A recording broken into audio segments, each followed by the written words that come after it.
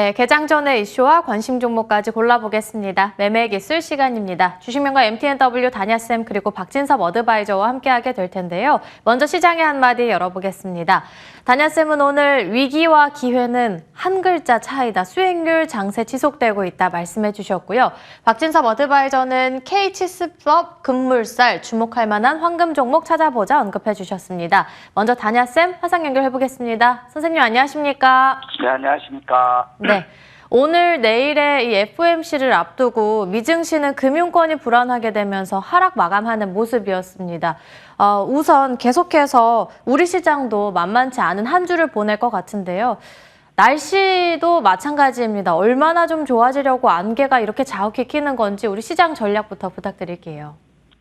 지금 이제 시장은 이제 방향성은 위로 갈 만한 건 아직 없죠. 그러면서, 퐁당퐁당이 굉장히 크게 갭이 큰 그런 상황이거든요. 결국에 제일 큰 부분들은 금융 시스템에 대한 위기감, 이 부분이 제2의 리먼 사태를 초래한다, 제2의 IMF 온다, 이런 부정적인 기류들이 굉장히 많다라는 거죠. 하지만 지금 말씀드렸던 것처럼 위기와 기회는 한 글자 차이예요. 많은 사람들이 위험하다고 생각하기 때문에 손절하고 매도한다면 이런 기회를 잘 잡았을 땐 저가에 살 수 있는 기회 충분하다 이런 말씀드리고 싶고요. 지난 목요일 날 노아의 방주를 찾아라고 말씀드렸거든요. 그러면 결국에는 목요일 날은 유로메카라든가 SP 시스템즈라든가 금요일 날 같은 경우는 로보스타라든가 AP 위성. 자, 이렇게 위험 속에서도 피해 나갈 수 있는 그러한 종목들이 많다라는 거예요. 그래서 지금은 지수는 굉장히 불확실하지만 종목들 중심으로의 순환매가 빠르게 나오기 때문에 수익률 장세, 적극적으로 수익 추구 한번 해보자 이런 말씀드리고 싶고요.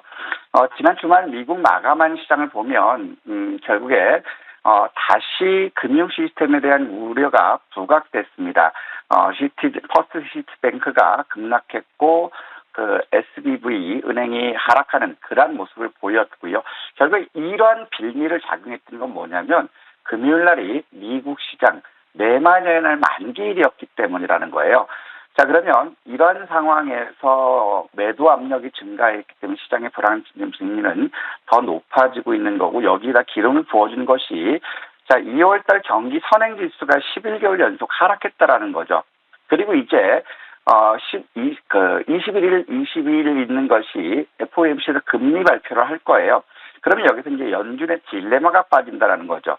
금리를 인상했을 때는 금융위험과 경기 침체 이런 것들이 더 가속화될 것이고 동결을 하거나 인하를 했을 때는 연준의 긴축 정책이 오류가 있었다는 인정하는 그러한 꼴일 거예요. 그러면 연준에서도 굉장히 위기감이 있는 그런 상황이지만 시장의 판단을 봤을 때는 최대한 베이비 스텝, 동결 의원 이런 것까지 나올 수 있고 또 지난 주말에 금융 시스템의 위기로 인해서 지수를 많이 뺐지만 주말 동안 기사 나온 부분이 워렌 버핏이 퍼스트 시티즌 뱅크라든가 실리콘밸리 뱅크라든가 이런 쪽 인수 협의를 제안을 받았다라는 얘기를 들었고 또 오늘 속보로 나온 부분이 UBS에서 CS 은행 32억 불의 인수 합의를 했다라는 거죠. 그러면 정부에서도 정책적으로 강하게 드라이브를 밀고 금융 안정화를 찾고 있기 때문에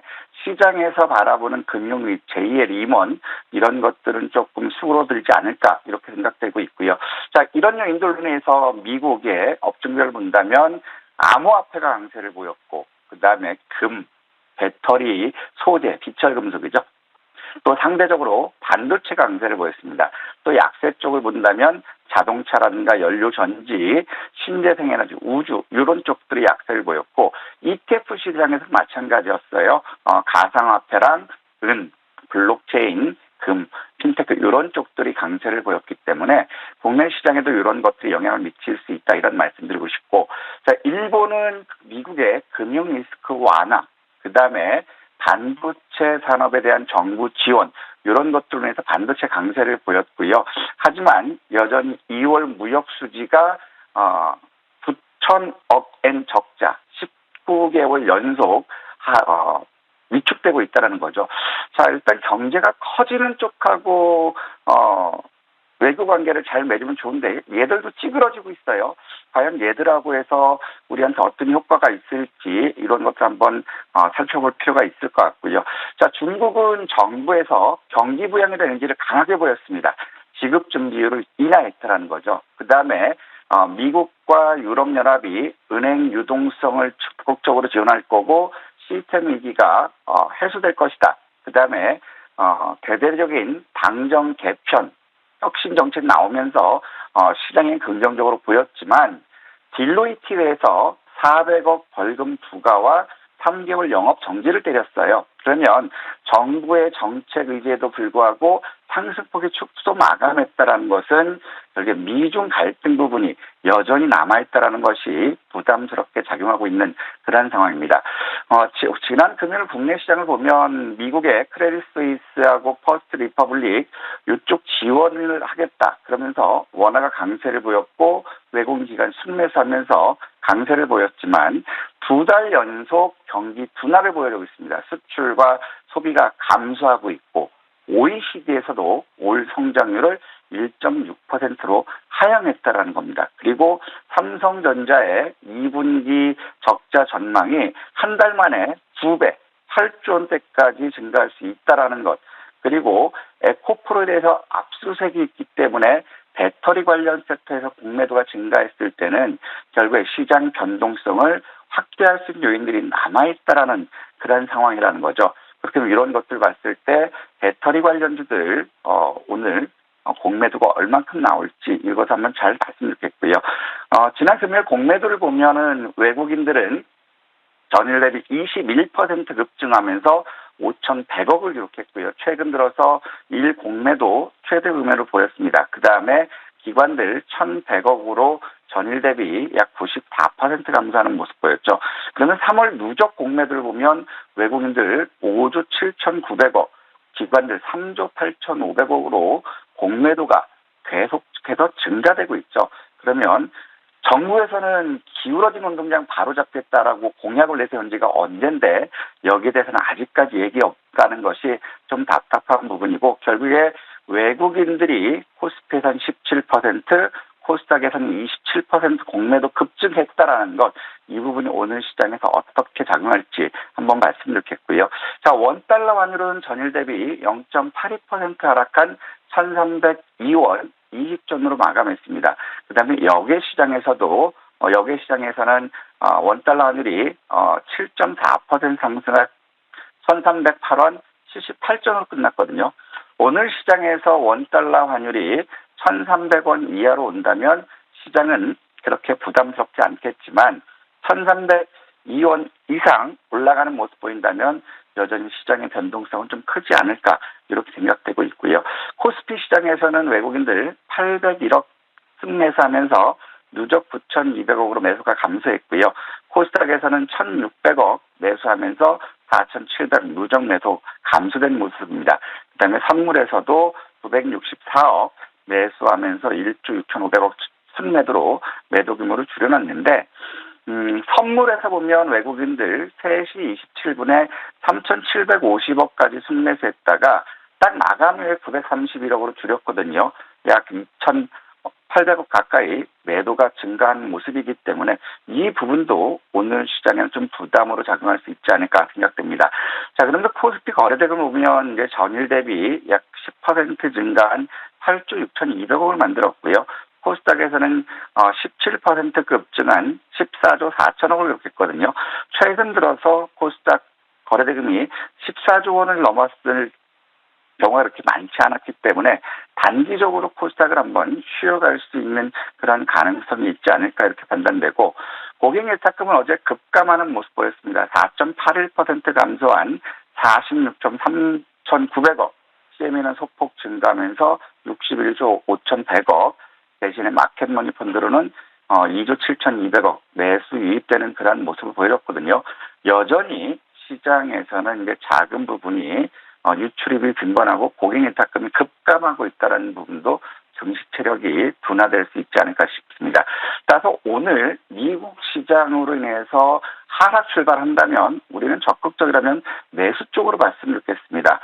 매수 쪽으로 본다면 어느 쪽으로 보냐면 오늘은 폭넓을 수 있는데요. 금 같은 경우는 이미 반영됐기 때문에 버린다 하더라도 반도체라든가 블록체인, 챗 GPT 관련 이슈가 많이 나왔어요. 기사가 마이크로소프트라든가 엔비디아라든가 카카오라든가 이런 챗 GPT 관련주 나왔기 때문에 이런 쪽 잘 봤으면 좋겠고, 오늘 일정 관련해서 바이오라든가 전쟁 복구, 로봇 관련주들 여전히 관심 있게 봤으면 좋겠습니다. 따라서 지금은 금융 시스템 위기 해소를 하기 위해서 국가적으로 전력을 다해 노력을 하고 있습니다. 그러면서 이제 연준의 금리 발표하는 3월 22일까지는 변동성은 확대할 수 있다는 거죠. 일단 중국이나 미국이나 이런 쪽들은 크게 하지 않아도 되겠지만 국내 요인이 굉장히 좀 부담스러운 요인이 많다라는 거예요. 왜냐하면 무역 수지가 굉장히 크게 나오고 있고, 그 다음에 정부 정책들이 여전히 미흡한 그런 상황이기 때문에 시장에서는 그 부분을 긍정적으로 받아들이지 못하고 있다는 거죠. 자, 그러면서 이런 것들이 시장의 변동성을 확대하지만 오늘 하루를 놓고 본다면 역시 실적 모멘텀이 있다라는 것이고, 서두에 말씀드렸던 것처럼 미국 시장 하락 요인으로 해서 개파락에서 출발한다면 오늘 양봉 전환 기대할 수 있기 때문에 한번 본격적으로 수익 추구 전략 필요하지 않을까 싶고요. 그다음에 여전히 이슈 섹터들 중심으로 순환이 빠르게 나오고 있기 때문에 공격적이신 분들 이슈 섹터들 중심으로 해서 적극 수익 추구 여전히 유효하다, 이런 말씀드리고 싶습니다. 오늘 준비된 행사를 보면 엔비디아에서 GTC 2024 행사를 개최하고 있습니다. 그리고 유럽 스프링 개최가 있고, 게임 개발자 컨퍼런스가 있고요. 또 시진핑 푸틴 정상회담이 있기 때문에 전쟁 복구주들 한번 움직일지 봐야 되겠고, 그다음에 정부 정책으로는 첨단 로봇 규제 혁신 방향한 기업 설명회가 있기 때문에 로봇 관련주들도 한번 움직일지 살펴보자, 이런 말씀드리고 싶습니다. 네, 오늘 미증시 따라서 개파락 출발 시에는 단기 매수, 분할 매수 관점으로 보는 게 좋겠다 말씀해 주셨고, 챗 GPT 그리고 반도체, 블록체인, 반도체 이렇게 세 쪽을 관심 갖고 보는 게 좋겠다 말씀해 주셨습니다. 오늘 핫테마는 어떤 쪽일까요? 오늘은 이번 주 정책 관련들이 이제 계속 있는 부분이 자율주행이에요. 그러면서 오늘 새벽에 기사 나온 것이 미국에 이어서 중국에서도 이제 무인 택시가 달린다. 근데 한국은 이런 기사가 나왔거든요. 그다음에 정부 정책도 자율주행 관련해서 정책 지원들이 많이 있어요. 그래서 오늘은 이번 주 정책 관련돼서 인포뱅크라든가 오비고, 모트렉스 같은 자율주행 쪽으로 말씀드렸겠고요. 이 중에서 이제 대장은 오비고 역할을 했겠지만 인포뱅크를 보고 싶어요. 인포뱅크는 인공지능 챗봇 관련해서 같은 이슈가 있기 때문에 겹이슈로 볼 수 있겠죠. 그래서 14,800원에서 시초가까지 한번 매수해보고, 대신 시초가는 3% 이상 올라가면 잡지 마시고 눌림목에서 기다려서 했으면 좋겠고요. 손절 가격은 13,800원 잡으시고 목표가는 17,000원 봤으면 좋겠습니다. 이상입니다. 네, 오늘 종목으로 인포뱅크 말씀해 주셨고요. 목표 주가는 17,000원, 손절 라인은 13,800원으로 대응해 보겠습니다.